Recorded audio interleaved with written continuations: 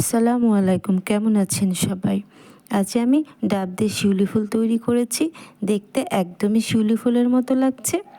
এই শিউলি ফুল দিয়ে আজ আমি ডাবের পুডিং তৈরি করে দেখাবো। ডাবের পুডিংটি খেতে অনেক মজা হয়েছে। ডাবের এই পুডিংটি এতটাই মজা হয়েছে, আপনারা একবার না খেলে বুঝতে পারবেন না। আপনারা বাসায় একবার ট্রাই করে দেখতে পারেন। দেখতেই পাচ্ছেন কতটা সফট হয়েছে, কতটা স্বচ্ছ হয়েছে।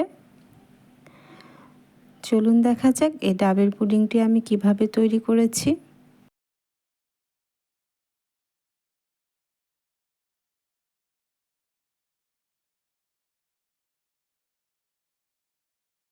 ডাবের এই পুডিংটি তৈরি করার জন্য প্রথমে আমি একটি বড় সাইজের ডাব নিয়ে নিয়েছি। ভিতরের নারকেলটা একটু নরম হবে এরকম দেখে ডাবটি কিনতে হবে একটু বড় সাইজের। নারকেলটা শক্ত হলে আবার ফুলটা বানানো যাবে না। আমি ডাবের পানিগুলো বের করে নিচ্ছি। ডাবের পানিগুলো আমি বের করে নিয়েছি। এখানে আমার ডাবের পানি মেজারমেন্ট কাপের 1 কাপের থেকে একটু বেশি হবে।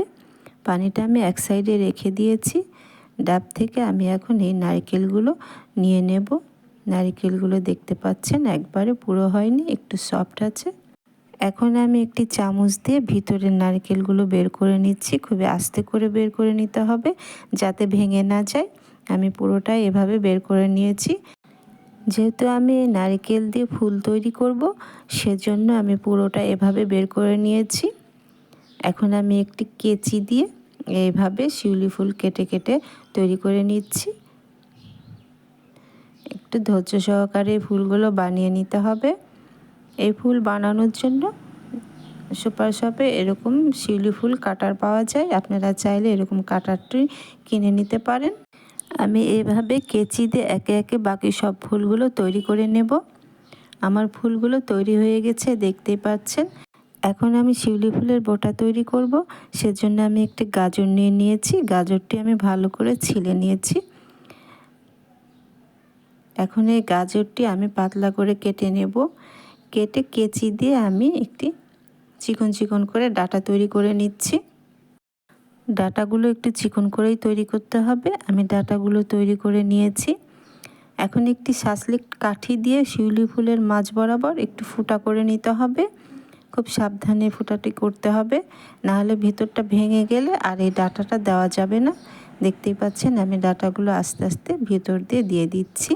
আপনাদের হাতের কাছে শাসলিক কাঠি না থাকলে যে কোনো একটু কাঠি দিয়ে অথবা টুথপিক দিয়েও এটি করা যায়। আমি একে একে বাকি শিউলি ফুলগুলো তৈরি করে নিচ্ছি।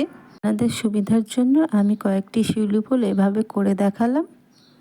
আমার শিউলি ফুলগুলো তৈরি হয়ে গিয়েছে।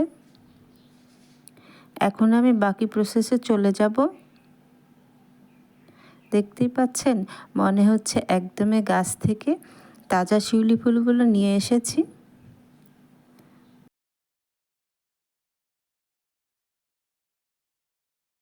এখন আমি একটি ফ্রাই প্যানে ডাবের পানিটা দিয়ে দিলাম। ডাবের পানিটা অবশ্যই ছেঁকে নিতে হবে। এখানে আমি 1 কাপের মেজারমেন্ট কাপের 1 কাপের একটু বেশি ডাবের পানি হয়েছে। আমি নর্মাল পানি দিয়ে দিচ্ছি আরও 1 কাপ।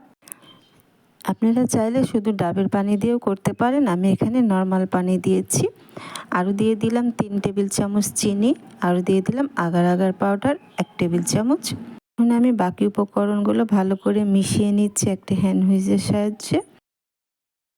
চিনিটা একবারে গলে গিয়েছে। এখন আমি চুলাটা ধরিয়ে দিয়েছি। মিষ্টিটা অবশ্যই আপনাদের টেস্ট অনুযায়ী দিয়ে নেবেন। আমি পানি একটা বলক চলে আসলে আমি নামিয়ে নেব। পানিতে দেখতে পাচ্ছেন বলক চলে এসেছে। মাত্র 1 মিনিট আমি জাল করেছি। 1 থেকে 2 মিনিট জাল করলেই হয়ে যাবে। ডাবের পুডিংটি আমার হয়ে গেছে, আমি নামিয়ে নিচ্ছি। দেখতে পাচ্ছেন গরম গরম একটি আমি পুডিং বাটিতে ঢেলে নিচ্ছি। আপনারা চাইলে যে কোনো কাচের বাটিতেও সেটি করতে পারেন। এখন আমি বাকি যে শিউলি ফুলগুলো তৈরি করে রেখেছি তা এখন আমি গরম থাকা অবস্থাতেই দিয়ে দেব। আমি একে একে সব শিউলি ফুলগুলো দিয়ে দিচ্ছি। আমি দেখা সৌন্দর্যের জন্য এই শিউলি ফুলটি বানিয়ে নিয়েছি। আপনারা চাইলে এমনি ডাবগুলো দিয়েও করতে পারেন। আমি সবগুলো শিউলি ফুল দিয়ে ঠান্ডা হওয়া পর্যন্ত অপেক্ষা করছি। ঠান্ডা হয়ে গেলে আমি নর্মাল ফ্রিজে রেখে দিয়েছিলাম 2 ঘন্টার জন্য। 2 ঘন্টা পর আমি বের করে নিয়েছি। ডাবের পুডিংটি একেবারে সেট হয়ে গেছে, দেখতে পাচ্ছেন। আমি হাতের সাহায্যে একটু সরিয়ে নিচ্ছি। এখন আমি ডাবের পুডিংটি একটি প্লেটের সাহায্যে নামিয়ে নিলাম। এই কাজটি খুব সাবধানে করতে হবে, যেহেতু ডাবের পুডিংটি অনেকটাই সফট হয়েছে। আস্তে করে করতে হবে, না হলে ভেঙে যাবে। দেখতেই পাচ্ছেন কতটা সুন্দর হয়েছে।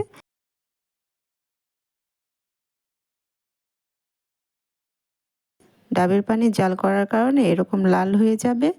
আর আপনি যদি শুধু পানি দিয়ে করেন তাহলে একেবারে স্বচ্ছ হবে, ক্লিয়ার হবে, ফুলগুলো দেখতে আরও বেশি সুন্দর লাগবে।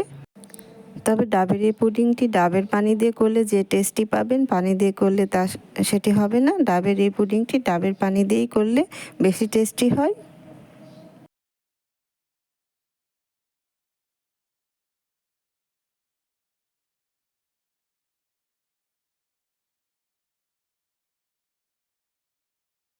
তৈরি হয়ে গেছে ডাবের পুডিং।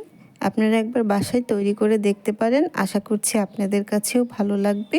রেসিপিটি ভালো লাগলে অবশ্যই চ্যানেলটি সাবস্ক্রাইব করে রাখবেন এবং পাশে থাকা বেল বাটনটি বাজিয়ে দেবেন, যাতে করে আমি নতুন কোনো ভিডিও আপলোড করলে সবার আগে নোটিফিকেশন আপনার কাছে পৌঁছে যায়। এতক্ষণ সাথে থাকার জন্য ধন্যবাদ সবাইকে। ভালো থাকবেন সবাই। চলে আসবো আবারও নতুন কোনো ভিডিও নিয়ে। ভালো থাকবেন সবাই। আল্লাহ হাফেজ।